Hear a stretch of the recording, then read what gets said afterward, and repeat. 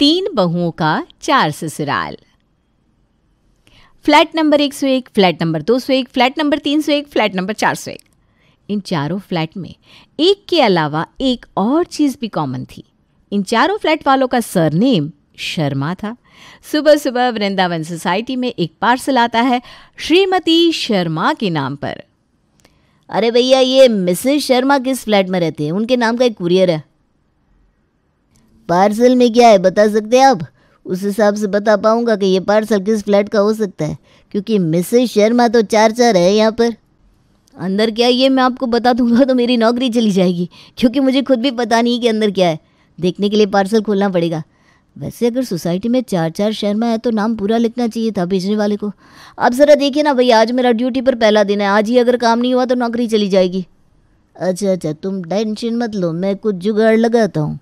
और नीचे से सुशील जोर से चिल्लाता है, शर्मा जी, शर्मा जी।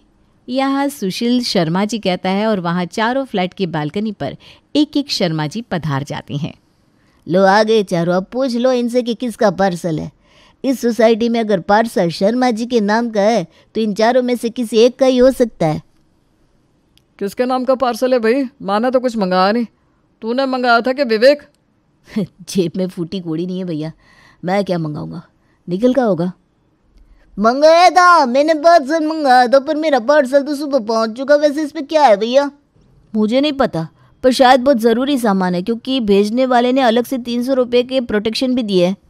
थैली लटका रहा हूँ मैं, डाल दो उसमें। तुम्हारी माँ ने मंगवाया, वकील साहब ने भेजा होगा। कुरियर वाला सुरेश की थैली में कुरियर डाल देता है और सुरेश थैली को ऊपर खींच लेता है। तीनों बेटे अपने अपने फ्लैट में चले जाते हैं। किसके फ्लैट का पार्सल था?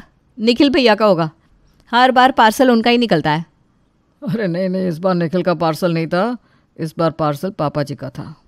पापा जी को पार्सल मंगवाने की क्या ज़रूरत पड़ गई? पूछना तो चाहिए था तुम्हें कि अंदर क्या है। अरे भाई, पापा ने थोड़ी ना मंगाया था, मम्मी को लॉयर अंकल ने भेजा था। भाई बहन है, आपस में कुछ भेजा होगा, शायद राखी का गिफ्ट। राखी का गिफ्ट तो दिवाली पर ही लॉयर अंकल ले आए थे। तुम समझ भी रहे हो, कहीं कोई और बात तो नहीं? क्या बात होगी? कुछ भी बात हो, क्या फ़र्क पड़ता है? सास ससुर के साथ रहकर ड्रामा ना हो, कलेश ना हो, इसलिए तो तुम अलग हुई थी। अब करने दो उन लोगों को जो करना है। हम भी तो 24 दिन में 400 पार्सल मंगवाते हैं। पापा पूछने आते हैं क्या कि क्या है पार्सल में? हमारा पार्सल अमेज़ोन और फ्लिपकार्ट से आता है, किसी लॉयर के घर से नहीं। मुझे तो लग रहा है प्रॉपर्टी का मसला है। हर बार की तरह इस बार मुझे नुकसान में नहीं रहना। जब पैसे बांटे तो कम से कम तीनों बच्चों में बराबर बांटने चाहिए थे। 40 लाख का फ्लैट है अंकित भैया का, 40 लाख का विवेक भैया का, तो हमारे हिस्से में 35 लाख का फ्लैट क्यों आया? मुझे समझ में नहीं आता। मैं कितनी भी कोशिश कर लूँ, सब कुछ कितना भी क्लीन रख लूँ, हर बार तुम्हारी किसी न किसी सवाल के जवाब में मैं क्यों फंस जाता हूँ। तुम्हें पता करना है ना क्या है पार्सल में। चलो मम्मी के फ्लैट। यहाँ पूजा निखिल के साथ अपनी सास के फ्लैट जाने के लिए निकलती है तो वहाँ उसके दोनों जेठ जेठानी भी। जैसे ही पूजा अपनी सास के फ्लैट पहुँचती है, एक जेठ जेठानी तो सोफे पर ही बैठे थे, दूसरे दरवाजे पर खड़े थे। देर हो गई क्या? लगता है सब बट गया। विवेक ज़रा जगह दीजिए ना भाभी, कुछ नहीं बटा, हम भी पीछे खड़े। उतावली तो इतनी होती है आप, जैसे बांटने के लिए पेड़ आप ही यहाँ रख कर गई थी। मजाक मत करो पूजा, आराम से। ये तो पहले ही जमे हुए हैं यहाँ। कितने पैसे निकाल लिए फिर भी चैन नहीं है कि छोटे भाई के हिस्से में 2 पैसे आ जाए। ये बर्दाश्त नहीं होगा इन लोगों से। और करो तरफदारी अपने भाई भाभीयों की। भैया आप यहाँ कैसे आए? तो आप भी यहाँ है देवर जी। वैसे हम तो यहाँ ऐसे ही आ गए, सोचा मम्मी जी का हाल चाल पूछ लेते। अभी पिछले हफ्ते ही कितनी बुरी खांसी हुई थी मुझे, नीचे से ऊपर भी नहीं आए मेरे बच्चे देखने के लिए कि मैं जिंदा हूँ या परलोक सिधार गई। मैंने तो 3 बार फ़ोन किया था मम्मी। हाँ तो लंदन रहती हूँ ना मैं, जो फ़ोन ही कर सका। तो क्यों, आने में तो फ्लाइट के लाख रुपए निकल जाते ना बेटा। वो सब छोड़िए मम्मी जी, नीचे सब पूछ रहे हैं अंकल ने क्या भेजा है आपके लिए। खुद खोल कर देख लो। लता ये कहती है कि उसकी तीनों बहुएं एक साथ पार्सल को खोलना शुरू करती हैं और डब्बे के अंदर निकलता है एक लिफाफा। हो गई शांति, एक लिफाफा है और कुछ नहीं। खत लिखकर भेजा होगा अंकल जी ने। ये पुराने ज़माने के लोगों का अलग ही स्वैग है। फ़ोन आ गया है पर खत लिखेंगे। बेकार में तुमने मेरी ऑफिस मिस करवाई अंकिता। खत नहीं है, ये कोर्ट का बनाया हुआ विल है। विल मैं पढ़ती हूँ ना। मैं लता शर्मा, वाइफ ऑफ सुरेश शर्मा, ये विल बना रही हूँ कि जो भी बहू या बेटा मेरी सेवा करेगा, मेरे जाने के बाद मेरे हिस्से का ये फ्लैट उसका होगा। 60 लाख का फ्लैट? अब मुझे अपने बेटे के फ्यूचर के लिए सोचने की ज़रूरत ही नहीं पड़ेगी। ये फ्लैट मम्मी जी से अगर मेरे हाथ में आ गया तो सीधा उसे फ्लैट दे दूँगी। बच्चों की तो लाइफ सेटल हो जाएगी, नहीं तो भाड़े पर लगा दूँगी। उस पैसे से हमारा खर्चा चल जाएगा, टेंशन ही ख़त्म साला। यहाँ अंकिता ये सोच रही थी, वहाँ पूजा रसोई से सरसों का तेल लाकर अपनी सास के घुटनों में लगाना शुरू भी कर देती है। इतना प्रेशर ठीक है ना मम्मी जी कि थोड़ा कम करूँ? 11 बज रहे हैं और अभी तक नाश्ता नहीं किया आपने मम्मी जी? समझ आ रहा है मुझे, क्योंकि रसोई बिल्कुल ही चकाचक चिकनी पड़ी है। अभी पूरियाँ तल देती हूँ मैं और गरम गरम सब्जी भी बना देती हूँ। आराम से खाइएगा मम्मी जी। हे भगवान, ये दोनों शुरू भी हो गई। कहीं मैं मम्मी जी को इम्प्रेस करने में पीछे ना रह जाऊँ। अब तो आप सब कुछ साफ साफ समझ चुके होंगे। ये था लता शर्मा का परिवार। लता के 3 बेटे थे, पर जैसे जैसे बेटों की शादी होती गई सब अपनी बेबियों के साथ सेपरेट होते गए और आखिर में लता और उसका पति सुरेश अकेले बच गए, जो अक्सर होता है। बच्चों को काबिल बनाने के बाद माँ बाप फिर वहीं पहुँच जाते हैं जहाँ से सब कुछ शुरू किया गया था। एक ही बिल्डिंग में होकर भी पूरा परिवार अलग था। 3 बहुओं के 4 ससुराल। चौथा ससुराल जो कि सच में उनका ससुराल था, वहाँ तो तीनों जाना ही नहीं चाहती थी। और आज जैसे ही सास की विल आई तो तीनों की तीनों बहुएं अपने खुद के फ्लैट को छोड़कर अपनी सास के फ्लैट में पहुँच गई। असल में देखा जाए तो ससुराल तो यही है मम्मी जी हमारा। नीचे तो बस हम अपने पति के साथ रहते हैं, क्योंकि ऊपर जगह नहीं है ना। बोल तो ऐसे रही हो तुम जैसे करोड़पतियों के खानदान की हो। चौल से कम नहीं है तुम्हारा मोहल्ला, देखा है मैंने। मैं ही तो देखने आई थी तुम्हें। उसी वक्त मना कर दिया होता मैंने, बेचारी मम्मी जी की यह हालत नहीं होती। अरे भाई देखो ये कौन बोल रहा है? तुम, जिसने अपनी पहली रसोई में सिर्फ 2 पूरियां बनाई थी इतने सारे लोगों के लिए, हैं? अरे भाई भले ही बुरा कहा गया है मुझे, पर शादी के पूरे 6 महीने तक पापा मम्मी के साथ रही हूँ मैं। तुम दोनों तो आते ही अलग हो गई थी। और मन साथ रहने का हो तो कोई घर छोटा नहीं होता। मैं तो मम्मी जी के साथ ही रहूँगी। अंकित जी, आप मेरा सामान ऊपर भिजवा दीजिएगा। ओह, चालू चैप्टर, ज़्यादा उड़ने की ज़रूरत नहीं है। सब पता है मुझे क्या कर रही हो तुम सब। और मैं अपने पति के साथ खुश हूँ, कोई ज़रूरत नहीं है मेरे यहाँ आने की। आराम से जाओ, अपने पति और बच्चों का ख्याल रखो, वही बहुत है। पर अब तो एक पूरे के पूरे फ्लैट की बात थी। पूजा, अंकिता और स्नेहा पीछे तो हटती नहीं।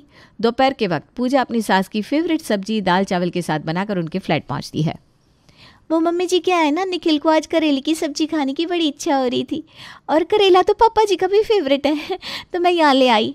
बैठ जाइए पापा जी, मैं खाना लगा देती हूँ। कोई ज़रूरत नहीं है बहू, मैं बना लूँगी सब कुछ। आप भी कम नहीं है लता जी। अब बहू बनाकर लाइए तो बैठकर खाइए ना। पेट को खाने से मतलब होना चाहिए, भले ही वो खाना दुश्मन के घर से क्यों ना आया हो, खा लेना चाहिए। मैं तो खाऊंगा भाई।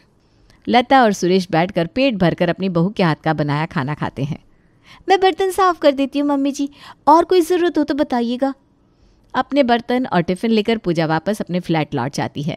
शाम के ठीक 4:30 बजे अपने सास ससुर के लिए कितली में चाय लेकर वो ऊपर जाती है, जहाँ पहले से ही उसकी जेठानी स्नेहा मौजूद थी।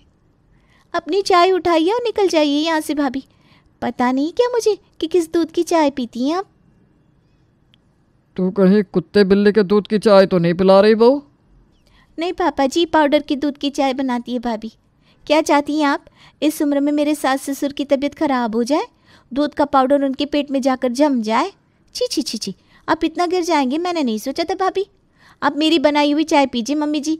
ये दूध निखिल खुद जाकर तबेले से लेकर आते हैं। दूध वाला सामने ही ताज़ा ताज़ा दूध निकाल कर देता है। वैसे ही ना, जैसे तुम सामने से ही छुरा भूंक देती हो। अरे भाई दोनों की चाय पी लूँगा मैं, दोनों ही चाय दे दो, मुझे कोई दिक्कत नहीं है। पूजा और स्नेहा अपनी सास को खाना खिलाने तक पहुंच गई थी, पर अंकिता ज़रा पीछे थी। रात को अंकित अंकिता से कहता है, सिर्फ बोलो, तुम्हें करना कुछ नहीं। वहाँ स्नेहा और पूजा दिन रात लगी पड़ी है मम्मी की सेवा करने में, और तुमसे कुछ नहीं हो रहा। ऊपर के फ्लैट वाला रंजीत कह रहा था पूजा भर भर के खाना पहुँचा रही है मम्मी के यहाँ।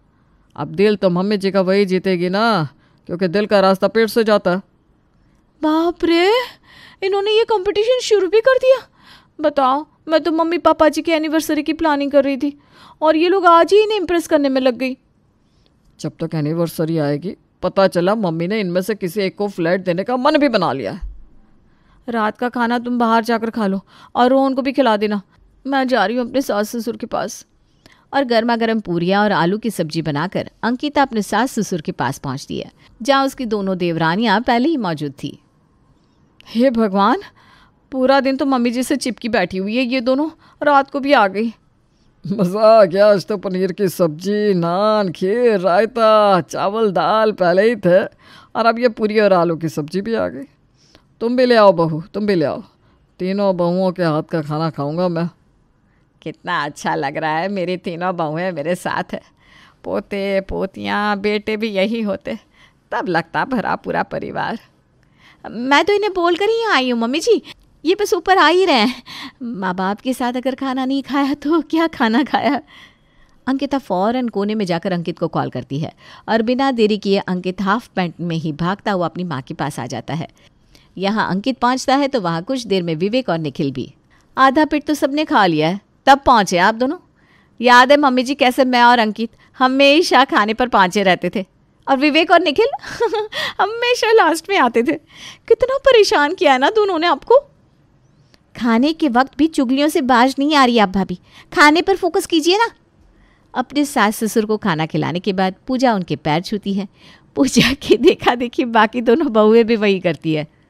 लगी नहीं रहा कि ये वही घर है, वही परिवार है जो इतना बिखरा हुआ था। अच्छा लगा मुझे। अब तुम सब जाओ और आराम से सो जाओ, कल बच्चों को स्कूल भेजना है, लड़कों को ऑफिस भी तो जाना होगा। सभी दरवाजे से बाहर निकल जाते हैं। सभी के निकलते ही यू टर्न मारकर अंकिता अपने बेटे रोहन के साथ अपनी सास के फ्लैट में तकिया चादर लेकर आ जाती है। आप फिक्र मत कीजिए मम्मी जी, मैं हॉल में सो जाऊंगी, आपके कमरे में तो जगह नहीं होगी, पर आपका पोता आपके साथ ही सोएगा। वैसे भी बुढ़ापे में बच्चों के ऊपर बुजुर्गों का साया होना ही चाहिए। अंकित अकेला सो जाएगा बेटा? अरे वो तो ठहरे जवान पापा जी, उन्हें क्या दिक्कत होगी, पर रात बिरात में आप दोनों को हमारी ज़रूरत पड़ सकती ना, इसलिए मैंने सोचा मैं यहीं सो जाती हूँ। पत्नी होने का फ़र्ज़ तो पूरा दिन निभाती हूँ, अब कम से कम रात को ही बहू होने का फ़र्ज़ निभा लूँ। लता की तीनों बहुओं की हरकतें बिल्डिंग के सभी फ्लैट वाले देख रहे थे और इसी सिलसिले में लता की सहेली प्रेमा उसके घर पहुँचती है। आखिरकार भगवान ने तेरा साथ दे ही दिया लता, बहुत बुरे दिन निकाले हैं तूने। बीमारी हो या कोई दुख, कहाँ ही तेरे बेटे बहू तेरे पास आते थे। पहले तो लोग पुत्र को रतन समझते थे, आजकल कहाँ बेटा साथ रहता है। बेटियाँ शादी होकर चली जाती है और बेटे शादी करके कोई साथ नहीं रहता। रहता तो नहीं, पर अब रहने तो लगी है ना तेरी बहुएं तेरे पास। कुछ दिन में मुझे तो लगता है तेरी बहुएं तेरे पास रहने की जिद करने लगेगी। भगवान ने चाहा तो इन सब के बीच में जो खटास है वो भी मिटा दूंगी मैं। लता की बातें दरवाजे पर खड़ी उसकी तीनों बहुएं सुन लेती हैं। देखो, आपस में इस तरह लड़ने से कुछ नहीं होगा। 60 लाख का फ्लैट है, तीनों अगर एक साथ मेहनत करें तो 20-20 लाख तीनों को मिल सकते हैं। बोलो मंजूर है? ठीक है। और सहेलियों की तरह तीनों अंदर आती हैं। खटाश मिट गई मम्मी जी, मिट गई। मतलब खटाश थी ही नहीं, तीनों बहनों में होड़ थी कि माँ की सेवा पहले कौन करेगा, है कि नहीं भाभी? हाँ, सही कह रही है मेरी प्यारी स्नेहा। मैं उस दिन को हमेशा याद रखूंगी जिस दिन मैंने तुझे पसंद किया था अपने भाई जैसे देवर के लिए। हम तो आपको अपनी माँ मानते हैं मम्मी जी, अब आप भी हमें बेटियाँ मानकर अपने पास रख लीजिए। हमें यहाँ वहाँ नहीं जाना, ये 4 ससुराल को एक ससुराल बना दीजिए ना मम्मी जी। तुम सबको अच्छी तरह जानती हूँ मैं, इतने दिन तुम सबने मुझे रुलाया है, अब रुलाऊंगी मैं तुम सबको। इसी दिन का तो इंतज़ार था बहू। मुझे बहुत खुशी हुई तुम सबको बहनों की तरह देखकर। तुम सब मेरे साथ रहना चाहती हो ना, फिक्र मत करो, हम सब एक साथ रहेंगे। रात को अकेले में लता अंकिता के फ्लैट में जाकर उससे कहती है, मेरा मन सब कुछ तेरे नाम करने का है अंकिता, पर तू भी देख रही है कि मेरी बाकी दोनों बहुएं भी पूरी मेहनत कर रही है मुझे खुश करने की। इसलिए मैंने सोचा है कि अगर अंकित ये फ्लैट मेरे नाम कर दे तो मेरे पास सबको बोलने के लिए कुछ रहेगा कि जिस बेटे ने अपना फ्लैट मेरे नाम कर दिया उसे मैं अपना सब कुछ क्यों ना दूँ। आप कल ही लॉयर अंकल को बुला लीजिए मम्मी, मैं आपको ट्रांसफ़र कर देता हूँ ये फ्लैट। घूम फिर कर दोनों फ्लैट वापस आपको मेरे नाम ही तो करना है, क्या फ़र्क पड़ता है। यही बात लता अपनी बाकी दोनों बहुओं को भी कहती है और तीनों फ्लैट को अपने नाम करवा लेती है। एक हफ्ता और फिर मम्मी जी सभी के सामने अपने फ्लैट को हमारे नाम कर देगी और हमारा फ्लैट तो उन्हें हमारे नाम करना ही होगा। पूरे 1 करोड़ की प्रॉपर्टी होगी हमारे पास विवेक, पूरे 1 करोड़ की। और वहाँ वो दोनों तितलियाँ सोच रही है कि मैं उनके साथ मिलकर मम्मी जी को इम्प्रेस करूँगी। पागल हूँ क्या मैं? खुशी तो मुझे भी बहुत है स्नेहा, और ये सब तुम्हारे कारण हुआ है। आखिरकार तुमने मम्मी का दिल जीत ही लिया।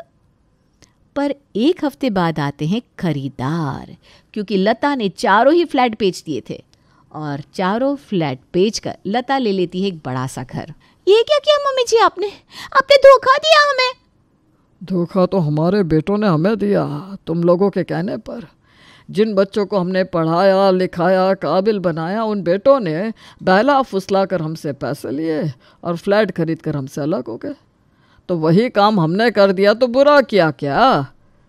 वैसे भी तुम तीनों कुछ दिन पहले अपनी सास के पास रहने के लिए बेताब हुई जा रही थी, तो रहो अब अपनी सासू माँ के पास। ये घर तो 1 करोड़ का ही पड़ा जी, बाकी 1 करोड़ तो अभी भी मेरे बैंक अकाउंट में है। वो तो उसे ही मिलेंगे जो बहू मेरी सेवा करेगी। फंस गए।